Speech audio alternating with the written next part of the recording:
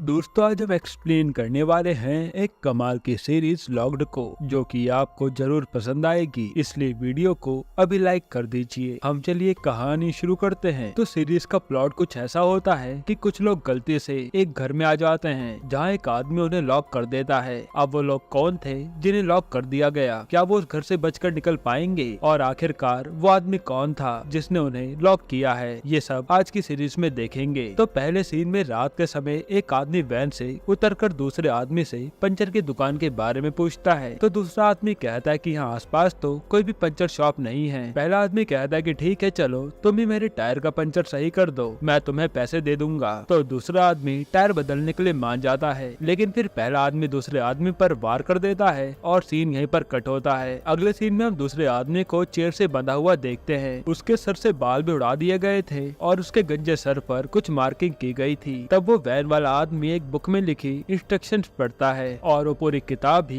Human school से related थी। इसके बाद वो हथौड़े से उस गंजे आदमी के सर पर उन जगहों पर मारता है जहाँ जहाँ उसने मार्क लगाए थे। तब गंजे आदमी की वहीं मौत हो जाती है। अगले सीन में हम एक बच्चे को देखते हैं जो सड़क पार करके बलून्स लेने जा रहा था। तब ये एक कार ने आकर उसे ठोक दिया और बच्चे को तुरंत हॉस्पिटल ले जाया गया, पर उसका सर बहुत बुरी तरह से जख्मी हो गया था, जिसे देख सिस्टर उसके बारे में अपने सीनियर डॉक्टर चेलियान को बता दी है। डॉक्टर चेलियान कहता है कि इस बच्चे के सर की इंजरीज बहुत क्रिटिकल है, तुम डॉक्टर आनंद को इन्फॉर्म करो। सिस्टर कहती कि डॉक्टर आनंद अभी अभी बैक टू बैक 3 सर्जरीज करके घर गए हैं, मुझे नहीं लगता कि वो आ पाएंगे। चेलियान कहता है कि तुम बात करके तो देखो, उनसे कहना इट्स एन इमरजेंसी। तब सिस्टर डॉक्टर चेलियान के कहने पर डॉक्टर आनंद को खबर कर देती है, साथ ही वो बच्चे की रिपोर्ट्स भी डॉक्टर आनंद को मेल कर देती है। अब डॉक्टर आनंद रिपोर्ट्स देखता है, फिर वो अपने घर की लाइब्रेरी से कुछ किताबें निकाल कर चेक करता है। इसके बाद वो तुरंत हॉस्पिटल के लिए निकल जाता है। तभी घर के बाहर उसे एक काले कोट वाला शख्स नजर आता है। फिर हॉस्पिटल के बाकी डॉक्टर्स आनंद को बताते हैं कि इस बच्चे को तो हम बचा लेंगे, मगर इसकी मेमोरी वापस लाना थोड़ा मुश्किल है। तब डॉक्टर आनंद उस बच्चे की सर्जरी करने लगता है। यहाँ सभी डॉक्टर्स उसे देखकर हैरान थे, क्योंकि उसका सर्जरी करने का तरीका थोड़ा अजीब था। वहीं ऑपरेशन थिएटर में एक और आदमी था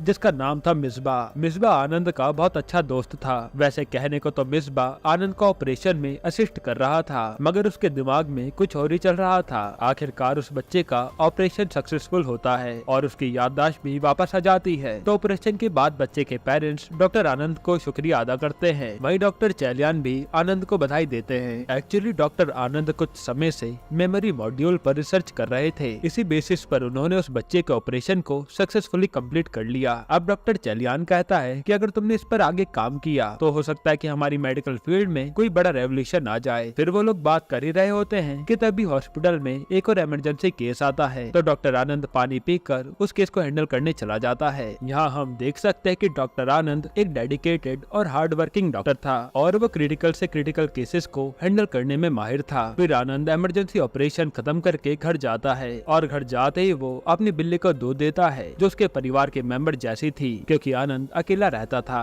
तब मिसबा आनंद को कॉल करके कहता है कि मैं तुमसे अभी मिलना चाहता हूँ। यहाँ मिसबा शायद थोड़ा परेशान था, तो आनंद भी उसे घर बुला लेता है और उसका वेट करते करते टीवी देखने लगता है। तभी अचानक आनंद के घर की डोर बेल बजती है और आनंद सोच में पड़ जाता है कि मिसबा इतनी जल्दी कैसे आ गया। लेकिन बाहर एक लड़की आई होती है। उस लड़की का नाम था प्रिया। प्रिया और उसकी दादी कहीं जा रहे थे, पर बारिश के कारण उनकी गाड़ी बंद पड़ गई। उन्होंने इस आदमी से पूछा कि क्या वो उसके घर थोड़ी देर रुक सकते हैं। पहले तो उस आदमी ने मना कर दिया, मगर प्रिया के रिक्वेस्ट करने पर वो मान गया। अब आप सोच रहे होंगे कि आनंद तो अकेला रहता था, उसके घर की डोरबेल बजी तो ये आदमी कहाँ से आ गया? तो उसके बारे में आपको आगे पता चलेगा। अब वो आदमी उन दोनों को पनाह तो दे देता है, पर प्रिया की दादी उससे सवाल पूछ कर परेशान कर देती है कि तुम अकेले क्यों रहते हो, तुम्हारी शादी हुई है या नहीं, तुम खाना बनाते हो, वगैरह वगैरह। फिर वो उससे कॉफी मांगती है, जिस पर वो आदमी तंग आकर बिल्ली के दूध से कॉफी बनाने लगता है। इधर मिसबा आनंद के घर पहुँचने वाला था कि तभी उसे उसकी बीवी फतिमा का कॉल आता है। फतिमा और मिसबा में हमेशा किसी न किसी बात को लेकर बहस होती रहती थी और असल में फतिमा थोड़े शक्की मिजाज की थी। जब भी मिसबा घर से बाहर होता तो वो उसे बार बार कॉल करके पूछती कि कहाँ हो, किसके साथ हो। मिसबा भी इसी बात को लेकर दुखी था। इस तरफ प्रिया की दादी कॉफी पीने के बाद जोर जोर से खांसने लगती है, मानो उनकी सांसें फूल रही हो। तब प्रिया उस आदमी से कहती है कि जरा मेरे बैग से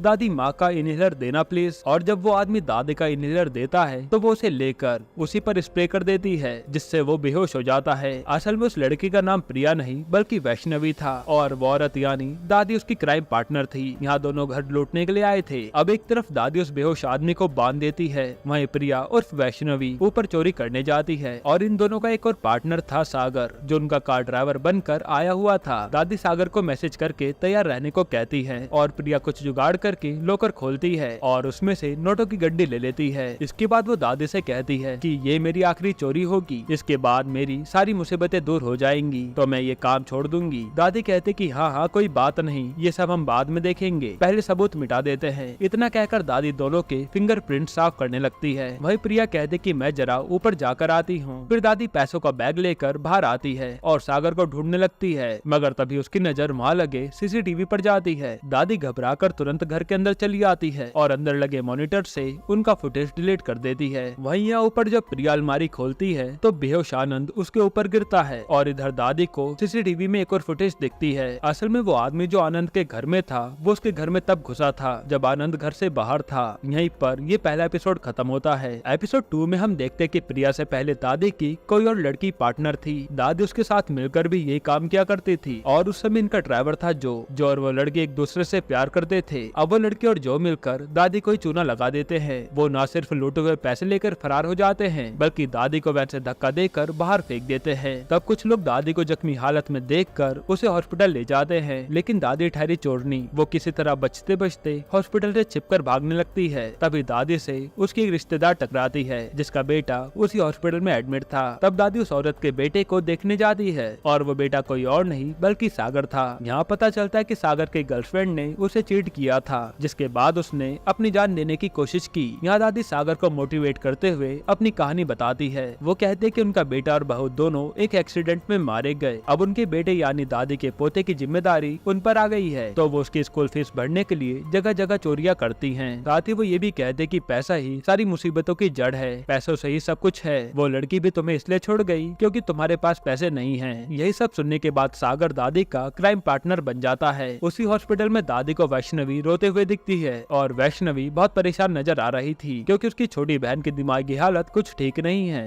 लेकिन वैष्णवी के पास कोई ढंग की जॉब नहीं थी जिससे कि वो अपनी बहन का इलाज करवा पाती। तब दादी उसे अपना कार्ड देकर मिलने बुलाती है। फिर अगले दिन वो दादी से मिलने आती है। तब दादी उसे बताती है कि कैसे उन्हें नाटक कर करके लोगों को उल्लू बनाना है। यहाँ सागर का काम था अमीर लोगों का पता निकाल कर दादी को देना, वही दादी और वैष्णवी का काम था उनको भेष बदल कर अपनी बातों में फंसाना और फिर उन्हें लूट लेना। इस दौरान सागर कभी कभी अपनी गर्लफ्रेंड को याद करके नशा भी कर लिया करता था। अब एक दिन दादी ने सागर को गन देकर कहा कि इसका इस्तेमाल तब करना जब बेहद जरूरी हो। वही सागर ने जब डॉक्टर आनंद की डिटेल्स दादी को दी थी तब उसकी फोटोज कुछ साफ नहीं थी, जिससे ये लोग उसे पहचान नहीं पाए। अब जाकर सीसीटीवी फुटेज देखने के बाद इन्हें पता चलता है कि जिसे उन्होंने बेहोश कर दिया वो तो कोई और ही है। तभी आनंद बेहोशी से उठता है। फिर वैष्णवी और दादी आनंद को सहारा देकर नीचे ले आते हैं। फिर दादी आनंद को झूठी कहानी सुनाने लगती है कि उनकी कार खराब हो गई, तो वो लोग मदद मांगने के लिए आनंद के घर आए हैं। पर उस आदमी ने प्रिया के साथ जबरदस्ती करने की कोशिश की तो उन्होंने उसे बांध दिया। हालांकि वो आदमी अपने हाथ पाँव खोलकर भाग चुका था। फिर आनंद सीसीटीवी चेक करता है तो उसमें उस आदमी के आने के तो फुटेज थी, मगर घर से बाहर जाने की फुटेज नहीं थी। इसका मतलब शायद वो अभी भी उसी घर में मौजूद है। वैष्णवी पहले तो उसे ऊपर के कमरों में ढूंढती है, फिर नीचे के कमरों में। उसी वक्त वो आकर वैष्णवी पर अटैक करने वाला होता है, लेकिन आनंद आकर उसे पकड़ लेता है। यहीं पर एपिसोड 2 खत्म होता है। एपिसोड 3 की शुरुआत में हम देखते हैं कि उस आदमी का नाम अविनाश है और वो डॉक्टर आनंद का ही स्टूडेंट है। अविनाश आनंद को अपना आइडल मानता था। उसे उसकी क्लास अटेंड करना इतना पसंद था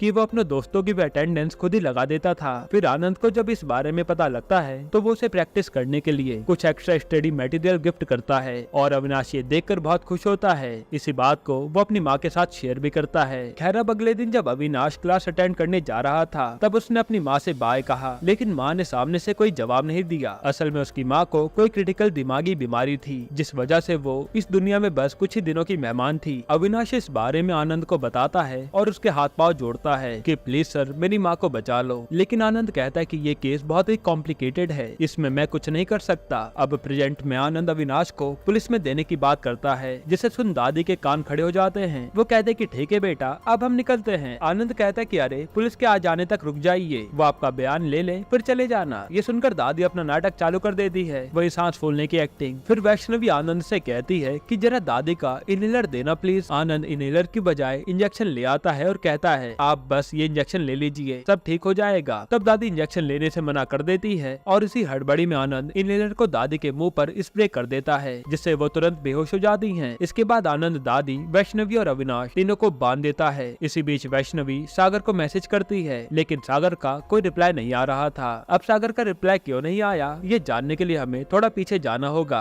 असल में हुआ यूं कि जब ये लोग आनंद के घर लूटने आ रहे थे, तब सिग्नल पर सागर को उसकी एक्स गर्लफ्रेंड नजर आई, जो कि अपने पति के साथ काफी खुश लग रही थी। ये देखकर सागर फिर से डिप्रेशन में चला गया। फिर जब दादी और वैष्णवी आनंद के घर के अंदर गए, तो उसने कार में ही नशा करना शुरू कर दिया। खैर अब यहाँ आनंद वैष्णवी से पूछता है कि बताओ तुम कौन हो और मेरे घर में क्यों घुसी हो। वैष्णवी कहते कि बताती हूँ सर, बताती हूँ, मगर उससे पहले क्या मैं वॉशरूम यूज कर सकती हूँ। तब वॉशरूम जाकर वो वापस से सागर को मैसेज करती है, लेकिन सागर का अभी भी कोई रिप्लाई नहीं आता। फिर नीचे आनंद दादी और अविनाश दोनों को कहीं छुपा देता है और वैष्णवी आनंद को सच बताना स्टार्ट करती है। तभी उसके घर की घंटी बजती है। इस बार बाहर मिसबा आया हुआ था। याद है ना आपको, मिसबा आनंद के घर आने वाला था, लेकिन वो अपने साथ एक और इंस्पेक्टर को लेकर आया था। अब ऐसा क्यों, वो हमें आगे पता चलेगा। खैर अब वैष्णवी उन दोनों को देखकर घर में छिप जाती है। वहीं मिसबा और इंस्पेक्टर शराब पीने लगते हैं। मिसबा उन्हें बताता है कि उसकी बीवी कैसे उसे दिन रात परेशान करती रहती है, उस पर शक कर करके। और यहाँ पता चलता है कि असल में जब मिसबा को उसकी वाइफ का कॉल आया था, तब उसने परेशान होकर कार में ही शराब पीना शुरू कर दिया था। तब पीने के बाद उसने एक पुलिस चेक पॉइंट पर जाकर गाड़ी ठोक दी। हालांकि वो इंस्पेक्टर मिसबा का दोस्त था, सो उस पर जुर्माना लगाने के बजाय वो खुद भी उसके साथ आनंद के घर दारू पीने आ गया। इसके बाद इंस्पेक्टर अपनी बीवी की कॉल रिसीव करने के लिए आनंद के घर से बाहर निकलता है, क्योंकि अंदर नेटवर्क नहीं आ रहे थे। इस मौके का फायदा उठाते हुए वैष्णवी पीछे के रास्ते से भागने की कोशिश करती है, लेकिन तभी इधर आनंद की कलाई पर बंधी स्मार्ट वॉच का अलार्म बजने लगता है, क्योंकि आनंद ने अपने घर के चारों तरफ इलेक्ट्रिक वायर्स की फेंसिंग बनाई हुई थी। वैष्णवी ने जैसे उन्हें क्रॉस करने की कोशिश की, यहाँ आनंद की घड़ी में अलार्म बज गया था। तब आनंद समझ जाता है कि वैष्णवी घर के पीछे है, तो वो उसे तुरंत बेहोश करके दादी वाले कमरे में ले जाकर बंद कर देता है। इस तरफ इंस्पेक्टर बीवी का कॉल काटने के बाद वहीं गार्डन में उल्टियाँ करने लगता है, क्योंकि उसने कुछ ज्यादा ही पी ली थी। तभी उसे पौधों के पीछे से पैसों से भरा बैग मिलता है, जो कि कुछ देर पहले दादी ने वहाँ रखा था। इंस्पेक्टर पैसों का बैग देखकर हैरान हो जाता है और घर के आसपास देखने लगता है। फिर उसे आनंद के घर के पीछे से 2 काले थैले मिलते हैं, जिनमें से बहुत गंदी बदबू आ रही थी। यहीं पर एपिसोड 3 खत्म होता है। एपिसोड 4 की शुरुआत में हमें फ्लैशबैक दिखाया जाता है। जब आनंद मिसबा के आने का वेट कर रहा था, तब कोई लगातार उसके घर की बेल बजाए जा रहा था। आनंद जैसे उसे देखने के लिए घर से बाहर निकलता है, तो वो आदमी छिपकर उसके घर में घुस जाता है। हालांकि उस आदमी के कीचड़ वाले जूतों के निशान आनंद के घर में पड़े हुए थे, जिन्हें फॉलो करते हुए आनंद उस आदमी तक पहुंचने वाला होता है। तभी अविनाश आनंद के सर पर वार कर उसे बेहोश कर देता है और फिर बांधकर अलमारी में बंद कर देता है। अब प्रेजेंट में इंस्पेक्टर को आनंद पर शक हो गया था, तो वो बातों ही बातों में मिसबा से उसके बारे में जानने की कोशिश करता है। मिसबा से बात करने पर पता चलता है कि आनंद एक बेहतरीन न्यूरो सर्जन है। फिर आनंद, इंस्पेक्टर और मिसबा बातें कर ही रहे होते हैं कि तभी घर की डोरबेल बजती है, जिसे सुनकर आनंद के कान खड़े हो जाते हैं। अब दरवाजा खोलने पर उसे बाहर फातिमा खड़ी मिलती है, यानी मिसबा की बीवी। तो आनंद मिसबा को ये बात बताता है। इस पर मिसबा कहता है कि सर आप उसे बोल दो कि मैं हॉस्पिटल में हूँ। फिर वो और इंस्पेक्टर वहाँ छुप जाते हैं। वहीं मिसबा की बीवी आनंद को बताती है कि मिसबा का किसी और के साथ चक्कर चल रहा है, ना वो उसका ख्याल रखता है और ना ही उससे ढंग से बात करता है, और यह इंस्पेक्टर आनंद के घर की तलाशी लेने में लग गया था। इसके बाद बातें करते करते फातिमा आनंद को बहकाने की कोशिश करती है, मगर आनंद कहता है कि आप मिसबा को गलत समझ रही हो, वो ऐसा नहीं है। और मिसबा जो अंदर से ये सब कुछ सुन रहा था, वो बाहर आकर सीधा फातिमा को तमाचा मार देता है। इसके बाद दोनों मियाँ बीवी में बहस होने लगती है और ऊपर इंस्पेक्टर को कमरे में वैष्णवी बंधी मिलती है, तो वो सीधा आकर आनंद को थप्पड़ मार देता है। फिर वो उस पर इल्जाम लगाता है कि वो लोगों की किडनी निकाल कर बेचता है ना, इसलिए उसके घर के बाहर खून लगे कॉटन पड़े हैं। आनंद इंस्पेक्टर को समझाता है कि वो लोग चोर हैं जो मेरे घर में घुस आए थे, लेकिन इंस्पेक्टर आनंद की बातों पर यकीन नहीं करता। उल्टा वो आनंद से ढेर सारे सवाल पूछने लगता है। तभी आनंद गुस्से में इंस्पेक्टर के पेट में छुरा घोंप देता है, जिससे उसके पेट की अंतड़ियां बाहर आ जाती है। अब क्योंकि मिसबा और फातिमा ने आनंद को इंस्पेक्टर का खून करते देख लिया था, तो वो उन्हें घर से बाहर जाने नहीं देता। तभी मिसबा भागने की कोशिश करता है, तो आनंद उसे भी चाकू से घायल कर देता है और इन दोनों की झड़प का फायदा उठाते हुए फातिमा घर से बाहर निकलती है। यहीं पर एपिसोड 4 खत्म होता है। एपिसोड 5 की शुरुआत होती है डॉक्टर आनंद के पास्ट को दिखाते हुए, जहां आनंद की वाइफ को ब्रेन से जुड़ी बीमारी थी और वह इस बीमारी की लास्ट स्टेज पर थी। आनंद इस सिलसिले में कई सारी किताबें पढ़ता है और रिसर्च करता है। फिर उसे एक रास्ता तो मिलता है, मगर उसके सक्सेसफुल होने का सिर्फ 1% चांस था। आनंद इस बारे में अपने सीनियर सीनियर से बात करता है, लेकिन सीनियर आनंद को उसकी बीवी का ऑपरेशन करने की परमिशन नहीं देता। दूसरी तरफ आनंद की बीवी उससे कहती है कि तुम मुझ पर एक्सपेरिमेंट करो, अगर मैं मर भी गई तो मुझे कोई अफसोस नहीं होगा, कम से कम मेरे जरिए आने वाली पीढ़ी को तो इस बीमारी का इलाज मिल पाएगा। अब अगले सीन में हम देखते कि आनंद की वाइफ का ऑपरेशन सक्सेसफुल नहीं हो पाया, जिसके कारण वो बच नहीं पाई, मगर आनंद ने रिसर्च के लिए उसके ब्रेन को प्रिजर्व करके रखा हुआ है। फिर प्रेजेंट में फातिमा एक गाड़ी से लिफ्ट मांगती है पुलिस स्टेशन जाने के लिए, तो पीछे की सीट पर एक औरत बैठी होती है जिसे ड्राइवर अपनी माँ कहकर फातिमा से मिलवाता है। वही फातिमा बड़बड़ा रही होती है कि खामखा उसने मिसबा पर शक किया, ना वो उस पर शक करती और न ही वो इस झमेले में पड़ती। तब ड्राइवर फातिमा से कहता है कि शक करना तो इंसान की फितरत में होता है, भला इंसान अपनी फितरत कैसे बदल सकता है। इसी के साथ वो फातिमा को अपनी जिंदगी के बारे में भी बताता है कि ड्राइवर के परिवार वालों ने उसकी शादी एक बहुत अच्छी लड़की से करवाई थी, सब कुछ अच्छा चल रहा था। फिर कुछ समय बाद ड्राइवर को ना जाने क्या हो गया, उसने लोगों की बातों में आकर अपनी बीवी पर बिना वजह शक करना शुरू कर दिया। एक बार रात को बाहर जोरों की आंधी तूफान चल रहा था, तब उसके घर का दरवाजा बहुत आवाज कर रहा था, तो ड्राइवर ने एक बड़ा सा पत्थर लेकर दरवाजे के आगे रख दिया। फिर अगले पल उसने उसी पत्थर को अपनी सोई बीवी के सर पर मारकर उसकी जान ले ली, क्योंकि वो शक्की हो गया था और वो पत्थर भी उसी कार में रखा हुआ था जिसमें फातिमा बैठी थी। ड्राइवर उससे कहता है कि मैंने अपनी बीवी की याद में इस पत्थर को अपने साथ रखा हुआ है, आप भी अपने पति पर शक करना बंद कर दो, नहीं तो आपकी जिंदगी भी मेरी तरह बर्बाद हो जाएगी। खैर आ गया आपका पुलिस स्टेशन। तब फातिमा घबराते हुए गाड़ी से उतरती है, लेकिन ये क्या, सामने आनंद खड़ा हुआ था, यानी ड्राइवर उसे आनंद के घर के पास दोबारा ले आया था। उसे देखते ही फातिमा फिर से भागने की कोशिश करती है, पर वो ड्राइवर उसे पत्थर से उसके सर पर मारता है, जिसके बाद आनंद कार में बैठी हुई औरत को घर के अंदर बुलाता है, और वो औरत कोई और नहीं बल्कि अविनाश की माँ थी, और उस ड्राइवर का नाम था केशव। केशव आनंद का ही साथी था। अगले सीन में हम देखते कि आनंद ने फातिमा को भी दादी और वैष्णवी के साथ बांध दिया है। इस बीच दादी के मुंह से गलती से निकल जाता है कि मेरा बेटा बाहर ही है, वो देख लेगा तुम्हें। तब आनंद वैष्णवी को थप्पड़ मार मार के उसके मुंह से सागर के बारे में सच उगलवाता है। तब आखिरकार वैष्णवी उसे बताती है कि उनका तीसरा साथी बाहर गाड़ी में उनका इंतजार कर रहा है। तब आनंद वैष्णवी के फोन से सागर को मैसेज करता है, पर अब तक उसका एक भी रिप्लाई नहीं आया था। इसके बाद यहाँ जब सागर का नशा उतरता है तो वो देखता है कि वैष्णवी और दादी ने उसे इतने सारे मैसेज किए हुए हैं। फिर वो दादी की दी हुई गन लेकर पीछे के रास्ते से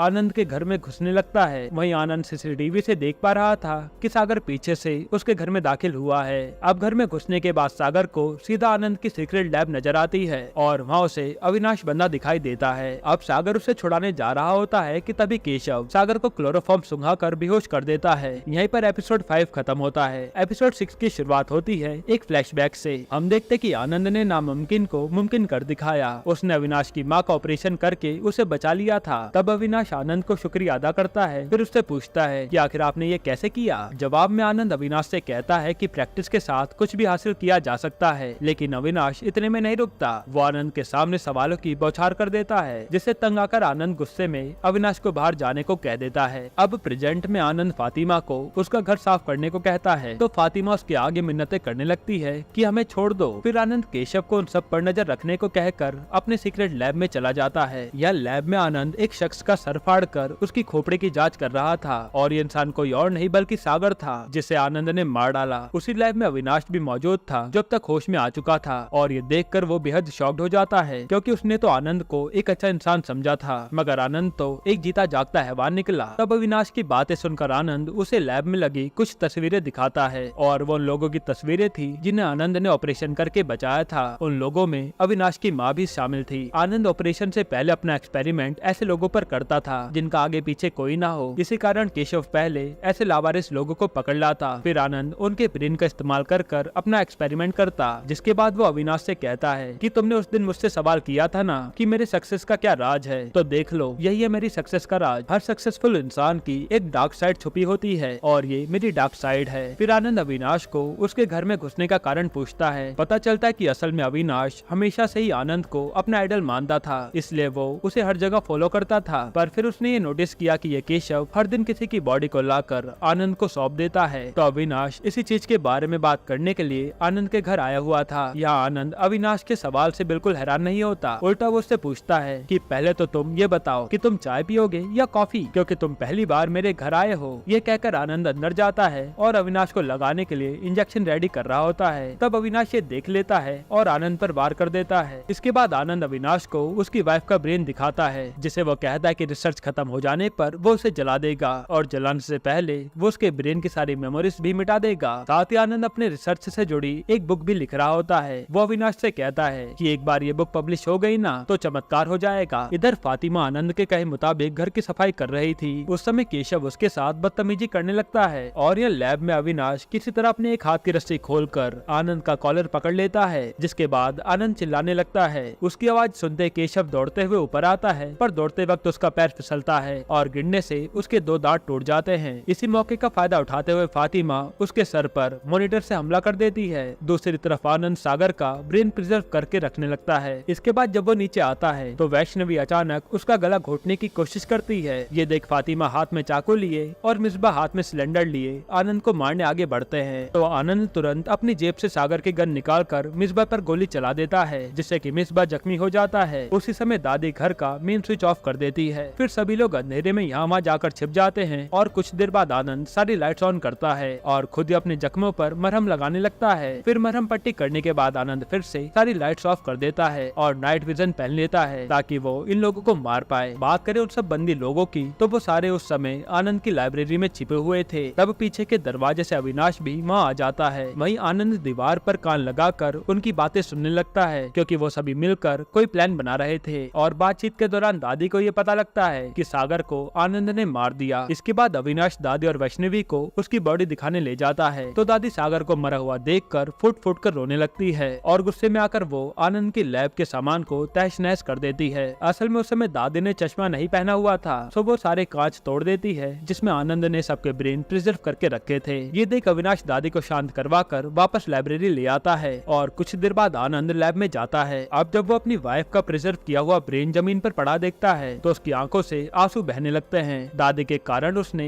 अब तक जितना भी रिसर्च किया था उस पर पानी फिर चुका था। दूसरी तरफ अविनाश मिसबा को लगी गोली उसकी बॉडी से बाहर निकालता है। इसके बाद पांचों हिम्मत करके घर से बाहर भागने का फैसला करते हैं और एक दूसरे का हाथ पकड़कर वो सभी लोग घर के लिविंग रूम तक आ जाते हैं। हालांकि आनंद भी उन्हीं के बीच में था, ये बात उन्हें पता नहीं थी। फिर कड़ाके की बिजली चमकती है जिससे घबराकर सभी एक दूसरे का हाथ छोड़ देते हैं और यहाँ आनंद को ये सब कुछ नजर आ रहा था, क्योंकि उसने तो नाइट विजन पहन रखे थे। फिर फातिमा मिसबा को आवाज लगाती है तो मिसबा कहता है कि हाँ मैं यहीं पर हूँ, आओ मेरे पास धीरे से। मगर फातिमा जब तक उसके पास पहुँचती है तब तक आनंद उसका सर धड़ से अलग कर चुका होता है और मिसबा का सर काट कर आनंद ने उसी के हाथ में पकड़ा दिया था। फातिमा को भी इस बात का जल्द ही एहसास हो जाता है, मगर वो ये नहीं जानती थी कि आनंद हाथ में तलवार लिए उसी के बगल में बैठा हुआ है। फिर आनंद फातिमा को अपने कब्जे में ले लेता है और उसके आगे एक ऑफर रखता है। वो उसे कहता है कि अगर तुम मेरी रिसर्च में मेरा साथ दोगी तो मैं तुम्हें नहीं मारूंगा। तभी अविनाश आनंद की बुक हाथ में लेकर उसे फाड़ने की धमकी देता है ताकि आनंद उन सबको जाने दे। उसी समय आनंद दबे पांव अविनाश के पास जाने लगता है उसे जान से मारने के लिए, मगर फातिमा आनंद पर वार कर देती है। फिर वैष्णवी चुपके से आनंद की जेब से कार की चाबी निकालकर घर से भाग निकलती है। इस तरफ दादी को अपना चश्मा और स्प्रे मिल जाता है तो वो स्प्रे हाथ में लिए अंधेरे में बैठी रहती है कि जैसे आनंद आएगा उसके मुंह पर स्प्रे कर दूंगी। हालांकि इसके बाद हमें 6 महीने बाद का सीन दिखाते हैं जहाँ वैष्णवी को एक अच्छी जॉब मिल चुकी थी। वहीं अविनाश भी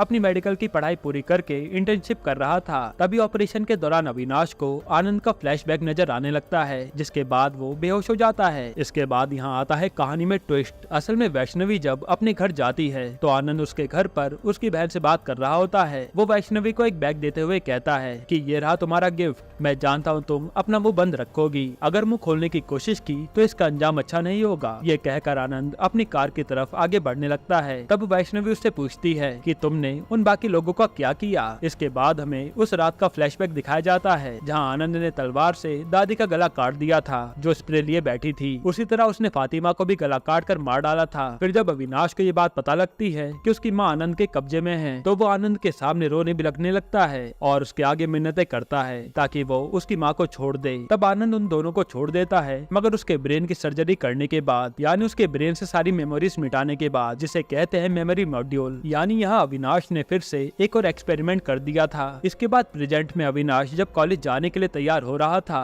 तब वो न्यूज पेपर में एक खबर पढ़ता है कि memory module successful in Hyderabad. खबर के साथ डॉक्टर आनंद की तस्वीर भी छपी थी, मगर आनंद उसे देखकर पहचान नहीं पाता कि आखिर ये है कौन। इसी के साथ ये सीरीज यहीं खत्म होती है। दोस्तों आपको ये सीरीज कैसी लगी हमें कमेंट में जरूर बताइएगा, और इसके अलावा आप कौन सी सीरीज का एक्सप्लेनेशन चाहते हैं वो भी कमेंट कीजिए। कीजिएगा। बाकी अगर आपको हाल ही में आई एक कमाल की मूवी देखनी है तो आप ये वीडियो देख लीजिए।